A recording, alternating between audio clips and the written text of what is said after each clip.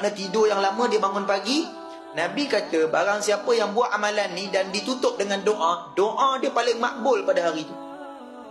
Hadis Ubadah bin Samit, hadis sahih, hadis Bukhari, hadis 1125. Apa amalan dia? Pendek, ringkas, kita dah selalu baca tuan-tuan, tapi kena buat waktu dia. Bangun pagi, tidur, bangun pagi, awal pagi, jangan tengok telefon lagi. Bangun pula kena duduk dulu 2-3 minit. Jangan bangun terus berdiri ambil sembahyang kelang kabut. Tapi kalau subuh dah gajah, kena gerak jugalah. Tapi kalau bangun awal, kena relax dulu, bagi darah jalan lancar, tarik nafas, minum air. Jadi sebelum nak minum air, sebelum nak itu, sebelum tengok telefon, sebelum nak usik sana usik sini, sebelum nak kejut anak-anak, sebelum nak bergerak, buat benda ni dulu.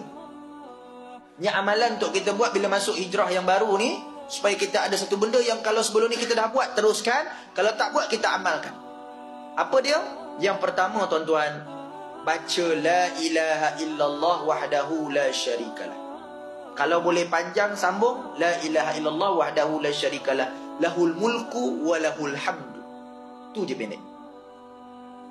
Kemudian alhamdulillah, subhanallah, la ilaha illallah, wallahu akbar. Dan yang keenam, la haula wa la quwwata illa billah. Habis, tutup dengan doa. Allahumma gfir li zunubi. Baca apa-apa doa. Ya Allah, mudahkan urusanku, ya Allah. Ya Allah, bagilah traffic light semua hijau. Bagi ni, ya Allah, mudah cepat sikit kerja. Kan? Amin ya rabbal alamin.